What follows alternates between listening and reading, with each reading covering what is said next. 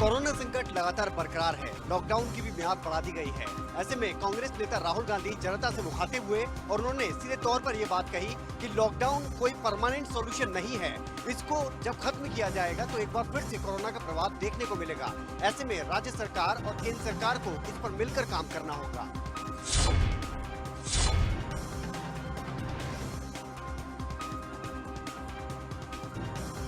Corona महामारी का दुनिया भर में संकट है। इसी संकट को देखते हुए भारत में लॉकडाउन पार्ट 2 लागू किया गया। ऐसे में सरकार और प्रशासन लोगों से लॉकडाउन का पालन करने की अपील करने में जुटे हैं।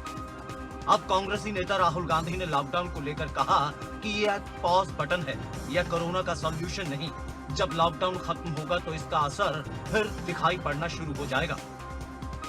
For a start, I'd like to say that over the last couple of months, I've been speaking to large numbers of experts in India, abroad, in government, outside government, who have a very good understanding of what is going on.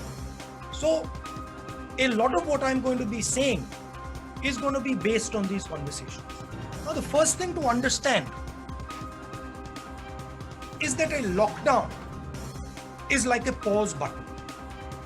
A lockdown is in no way a solution to the COVID virus. It is as if you've hit pause and stopped the virus in its tracks until the lockdown.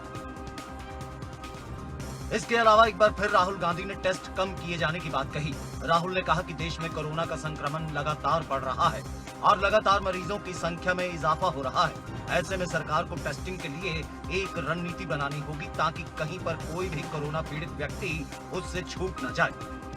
कुल मिलाकर राहुल गांधी की ओर से एक बार फिर से corona और lockdown पर सरकार को सुझाव दिए गए।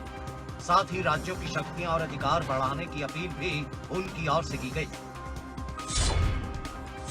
राहुल गांधी ने ये बात भी कही कि कोरोना की संक्रमित मरीजों को लेकर टेस्टिंग की जो तेजी है उसको और ज्यादा बढ़ाने की जरूरत है। साथ ही राहुल गांधी ने कहा कि ये सिर्फ एक पॉज बटन है, आगे इसका प्रभाव फिर से देखने को मिल सकता है। साथ ही राहुल गांधी ने लोगों से अपील की है कि वो लॉकडाउन का पालन करें, घर में रहें और दूसरों को भी सुरक्षित करें, जागरूक करें और खुद भी सुरक्षित रहें।